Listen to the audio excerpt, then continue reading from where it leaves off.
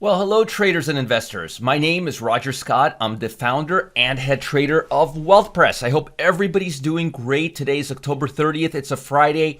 Before I begin, I want to wish everyone a wonderful, wonderful weekend. And I want to thank everyone for bringing me wonderful birthday wishes for my birthday. I turned 50 yesterday. Really, really appreciate it. Thank you for posting on Facebook, on YouTube, sending me emails. You are wonderful. Thank you for making this the best 50th birthday ever. And now, let's get into it right now. Global shares. Global stocks, U.S. futures, they're down again. As you can see here overnight, we're down about 0.63%, and we're way below the 50-day moving average. We are in a twilight zone. I called this the twilight zone. This is the movement or the period where the market is trading between the 50-day moving average and the 200-day moving average. And when that happens, we put the brakes on stocks and we become extremely selective, or we just stay out of the game. Usually stocks don't stay between the 50 and the 200-day moving average, but when they do, they tend to lose momentum. So if you do go long, and I'll show you a few stocks that I'm liking right now, be very, very careful. And again, make sure that if you do go long something, you want to make sure that it took out the high that happened on September 2nd. Because if anything took out the high that the S&P made on September 2nd, it's shrugging off the S&P 500. And I'll show you several stocks that are doing that today. And I'll even show you a few that are not overextended. But today, first, we've got personal income and we've got consumer sentiment. Those are the big reports. We had GDP yesterday, and the number was actually pretty solid. The range was 20 to 36. Consensus was 30.9. We came in at 33.1. That's a solid number, and that's one of the reasons why the market turned around yesterday. Now, global stocks, they're down again. Everybody's waiting for the election next week. London, Frankfurt, they opened lower. Tokyo, Hong Kong, Seoul, all declined. Shanghai closed lower after swinging between losses and gains. And again, I'm telling you right now, with the election coming up and with the market being in twilight zone, you got to be really, really careful. Really careful right now. Investors have been dismayed by lack of progress between Washington and Congress. Stimulus. They're looking for a stimulus before the election on Tuesday. And I'm still hoping they're going to work something out this weekend. I'm hoping against hope, but you never know. Trump has been known to pull out a card, the wild card. So we never know with him what's going on. Traders welcome data showing U.S. workers applying for unemployment benefits eased last week. 751,000. Now, the number is still not all that great, and I'll show you why. You'll notice that we're below the moving average. We're below the 4-week moving average of 811,000, but we're still near a million.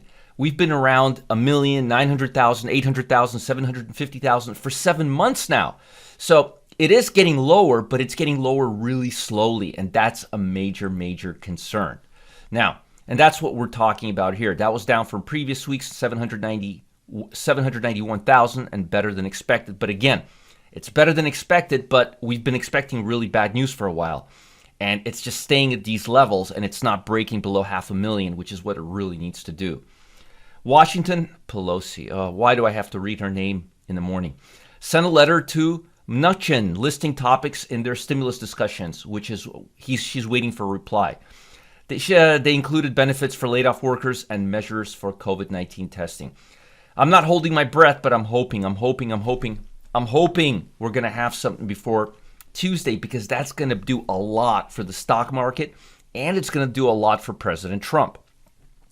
In China, the ruling party said Thursday its next 5-year development plan starting next year will emphasize, this is very, very important, self-reliance in technology. China wants to be the number one electric car vehicle manufacturer in the world.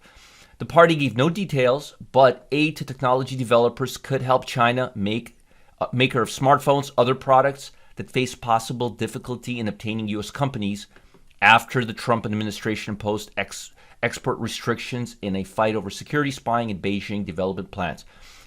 They're thinking how to get around the trade war. Just to give you a real simple explanation, and it's a good idea.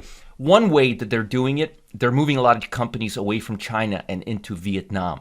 So you're going to see a big blow up in terms of growth in Vietnam over the next few years, because Chinese companies that can't get out of this trade war are moving their factories to Vietnam. There's no restrictions or trade war between U.S. and Vietnam. So, expect growth in Vietnam. The dong, that's the currency that the Vietnam use. Yes, it's called the dong. No, you can't make this up even if you tried. But look for the dong to start increasing possibly if this trend continues. COVID cases in U.S. are rising in Europe, increasing worries. Yes, folks, we're going to have part 2 of last February on businesses. We're probably going to see it on retailers. Retailers worry customers might stay away even if sweeping lockdowns don't come. They're moving online. Target, Walmart, Apple, Best Buy, they have adapted. You've got to adapt to online. If a retail company hasn't adapted to online buyers over the last several months, I don't know what to say. Crude oil has lost even more. If you look at crude oil, it's now at $35 a barrel. Let me show you the ETF. As you can see here, it's a strong sell. And look at that. A lot of people were trying to pick the bottom here. Folks, bottom picking is not smart. And that's why today I want to talk about stocks that are moving higher and are breaking out. Now, most of these stocks, these are 90-day breakouts.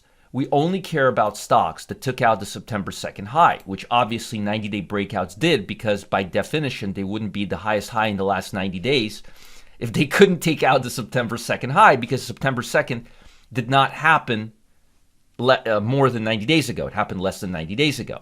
So by definition, and it's got a lot of stocks that I recommended that I really liked, like Pins, it made good money on. Twitter, I recommended. Notice all of these stocks are making higher highs, but a lot of them are overextended. So let me show you a few that I still like, that you could still get in on, that the timing could be ripe.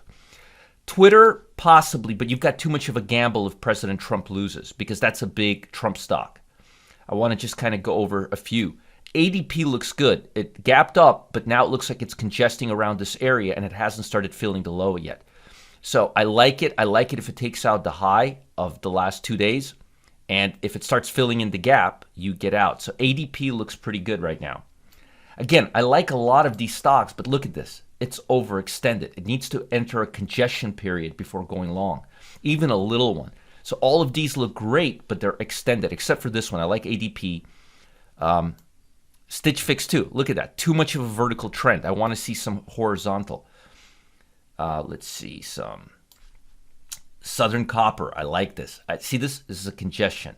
This is a little congestion. It already started congesting, around these levels. So I like Southern Copper. I liked ADP. Let's see here what else I like. I really like this one, Global Lithium. This would probably be my favorite. Why? It went up, and now it's congesting, and now it's making a higher high after congesting, and it's lithium, and lithium is a growing sector. So I like Lit a lot. I like this one quite a bit. Even though the market's overextended, this asset is not. It's not very liquid, though. That's the only thing. But I like it a lot. See that? It goes up, then it goes vertically, then it goes horizontally, and then it breaks out again. I like this. Where is this other one I was just looking at? I like this B-pop. I don't even know what they do, but I like it because it's not a long overextended period. It looks like it's breaking out right now. So I like this B-pop right now. Let's look at a few other stocks that I really like, if there are any. This Sage is not overextended. It could be a little overextended, but it still looks okay. I like this BPMC.